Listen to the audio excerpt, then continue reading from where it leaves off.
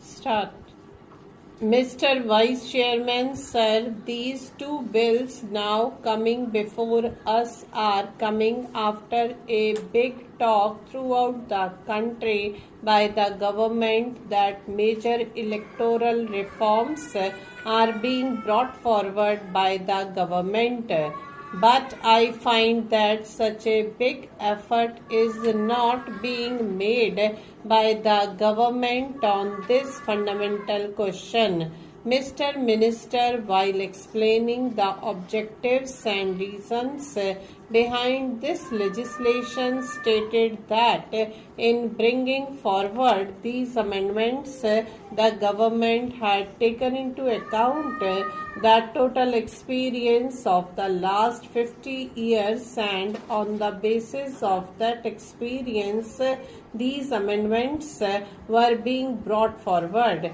He also claimed that they held consultations with the opposition political parties too, and that they held consultations in their party also, and after taking all these things into account, they had brought forth this legislation. Sir, before I go into the details of these things, I must say that the Election Commission is going to be a body which is absolutely neutral, and they are going to supervise the elections in the country. I do not want to say anything about them, but the reason given today for not holding parliamentary elections in states, my humble opinion, does not stand to logic. Only that much I want to say, because I do not want to go beyond that. Coming to the other question of elections, it means that maximum democratic opinion has to be mobilized for those who are to govern the country. But the experience hitherto has been the central government has had democratic elections, that under the present system of elections with 30% of votes, the electorate enables you to rule the country. Sometimes it may be 33% or it may be 40%.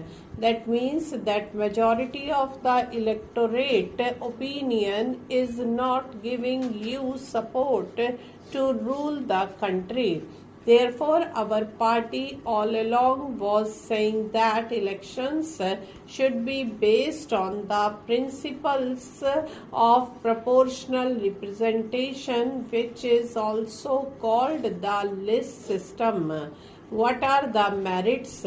Merits are many. The main thing is that the country will be ruled by the will of the majority of voters.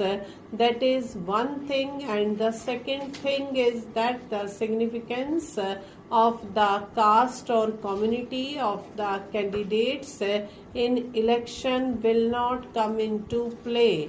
It will not be said that we belong to this caste or this community. At the present moment, these things take precedence over the party to which the candidate belongs, which is relegated to the back position. It is the party which should come to the forefront. If we follow the system of proportional representation or the list system, it will be the party which will come to the forefront. There are many other malpractices associated with the election which come into play during the elections. All these should be eliminated. Therefore, all along our suggestion has been that there should be proportional system of elections which has not been accepted. we talk about so many evils of the elections, that is muscle power, money power, and sometimes government using its own power to scuttle the election processes, and at times this process is interrupted. I may here give an instance as to what happened in the recent elections in Tripura. We can understand normal rigging during elections, but this is the latest and the only event in the history of elections in India. A candidate was declared elected by the authorities that he has been so elected. The All India Radio broadcasted that man was elected. The Election Commission agreed that he has been elected.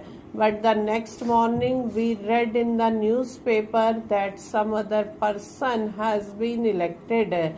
Can you imagine this thing? In the Tripura elections, a candidate who had been elected and so announced on the All India Radio and also agreed by the Election Commission was declared defeated the next morning. The fact is that after the election result was declared, the electoral officer in charge was gheraued and threatened not only by the gundas but by the paramilitary forces, the military forces at the disposal of the central government, so that this man was afraid for his life and he had to say that somebody else had been elected. That is the situation. Therefore, while we go into these questions and we make electoral laws or being brought about fundamental changes in our constitution, we should be above party lines and should see that no party should do anything against the law that we make in parliament. This experience has not been taken into consideration by the government while bringing about these amendments. It is not enough to say that muscle power or governmental power is misused during elections. We have before us Constitution Amendment Bill lowering the age to 18 years. That is a good step. It has been said that they were discussing it all along. I do not mind what they had been discussing all along. I agree to this amendment, but with some minor reservations. Stop.